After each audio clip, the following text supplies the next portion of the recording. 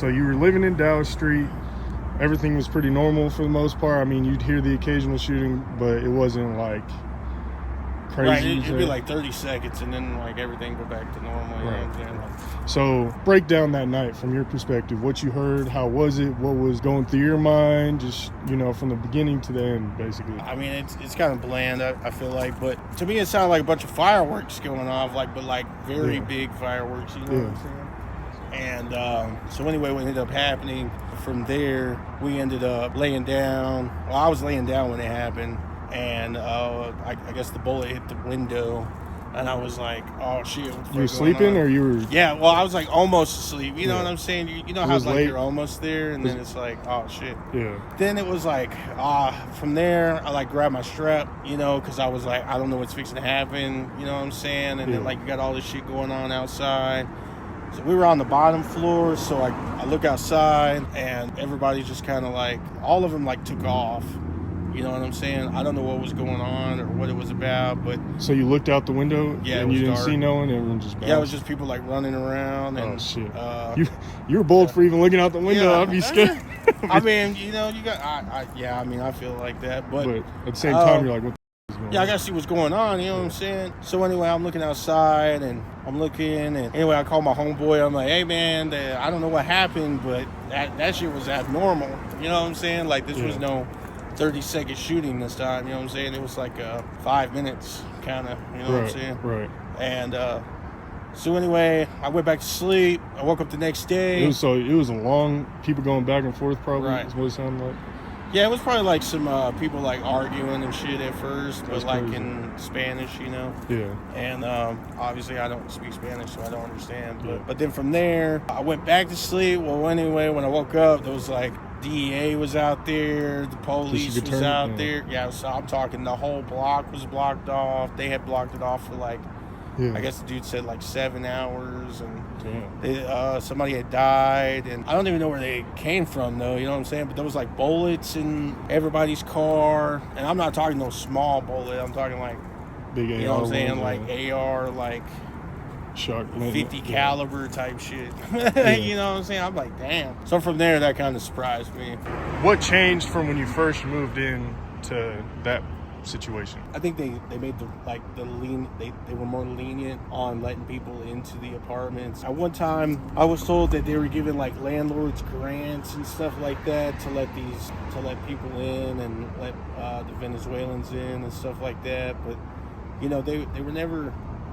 To me, they're not that bad, so it's kind of like a pocket of people may give the black eye to everyone type thing. Right, exactly.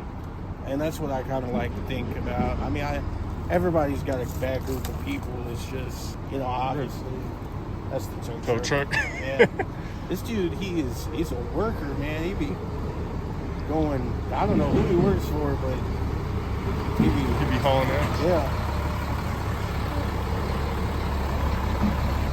I don't think he works for CHY Towing, but... Yeah. You don't think so? Why not? Well, I don't know exactly how that market works, but a lot of these people, they buy and sell cars back here. So they're very big into the car flipping. Oh, okay. Hey, you gotta figure out something, right? Whether it be legal or not, you know what I'm saying? You don't know. I did have a car 2 days ago, and then it got stolen. From here? Yeah. That's why I was like, oh, your car's cool, because it was at night that it happened. But they ended up finding it this morning, and it was like 3 blocks away. Really? Trashed. The front bumper's gone.